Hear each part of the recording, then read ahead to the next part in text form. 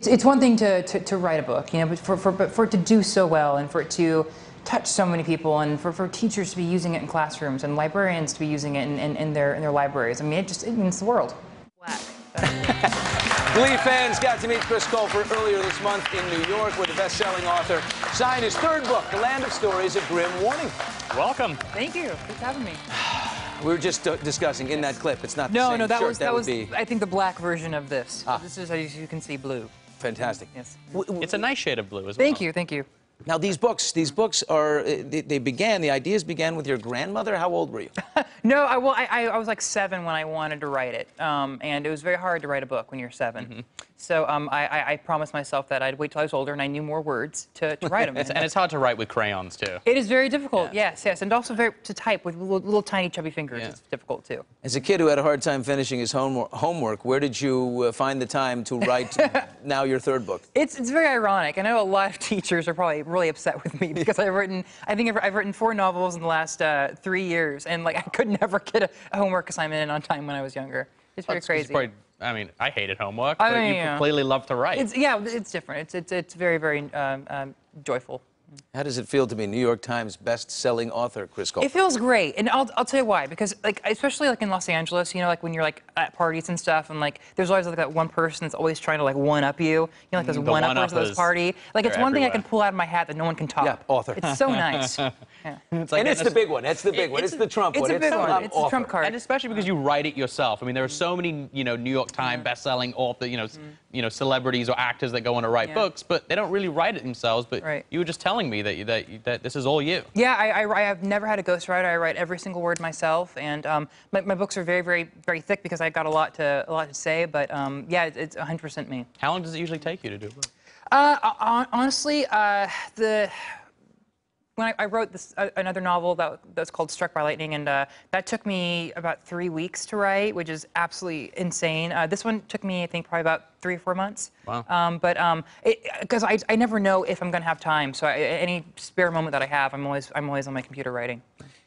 Struck by Lightning became a movie, didn't it? Well, I did it backwards. We did the movie first, and then wrote the book. And then I wrote the book. Well, what now? Do you bring this into a series? I mean, look at the cover. It says multi-part film to me. Yeah. Well, it's interesting. When I first started the series, I was completely against doing a movie because I hate how movies are seen as conclusions to book series. I think they should be continuations.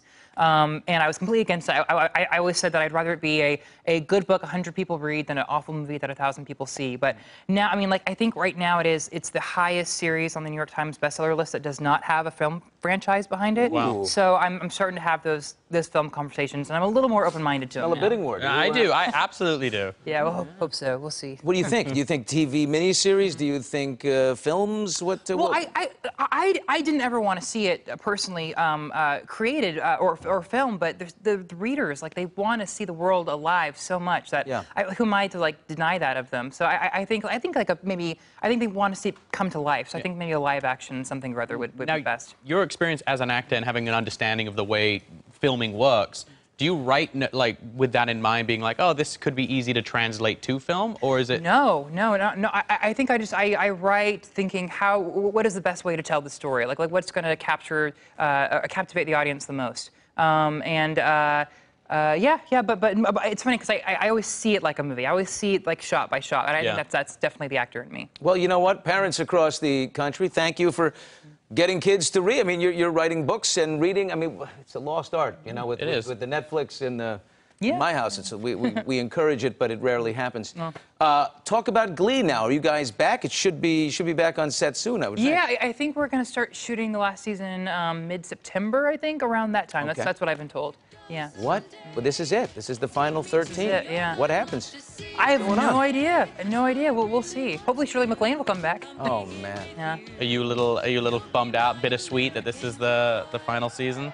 It hasn't really hit me yet, because for me it's like one more mountain to climb. Yeah. I'm sure that as soon as it is over, I will probably fall down on the floor and cry hysterically because I'll miss everyone so much. But we still have a huge season to get through, and it's a very difficult show to do. So just got to get through it. Yeah. Did you have a heart attack when someone hacked your Twitter account, right, and said that you're leaving due to personal issues. You're leaving Glee. Yeah. When did you find out that those words came from your Twitter account? I was actually on a plane coming back from London, so by the time I had landed, the whole situation had been pretty much taken care of by Fox and my people. Yeah, I was shocked. We know that it wasn't me because I would have come up with a much wittier way of saying it. Like I would have said like. Did they ever find out who did it? No, well, I know, but like, and Leah got hacked the next day too. So it's just some. Was your password just too easy? No, it was like Fort Knox. I have no idea how they got a hold of it. It's crazy. We're all very vulnerable with our passwords. This is there's too many of them in life anyway. Yeah. So many things are happening with your co-stars. Did you send a congratulations? Did you even know Naya Rivera got married? No, I didn't know. But I mean, I was very happy for her. But no, I didn't. But she. I mean, look at this guy. He's very romantic. I like this picture. Yeah, he's a big star. Beach. Yeah. Yeah, but no, I think she's very happy. Do you send a tweet? I mean, do you send a text or something? That says, yeah, I said congratulations. That's it's great. Well, I didn't know it was real at first, so I wasn't sure if I should congratulate because you never know it's real anymore. No. Yeah. Leah, Leah Michelle has a new man. Have you met him at all? I have not met him, but I remember her talking about him and. Look at the happy stroll. Yeah, she's very happy for her.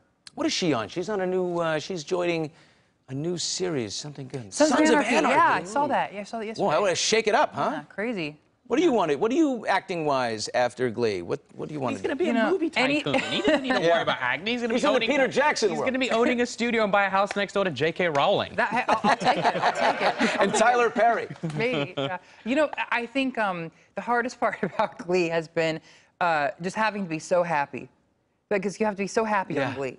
And happiness. No bad day on Glee. Happiness is exhausting sometimes when you're filming. So something that I don't have to be so happy. You're gonna go be sad for a while. I would love to be sad. Hole up and get dark for a year and then come back, Chris. Yeah, thank you so much. Thank you, buddy.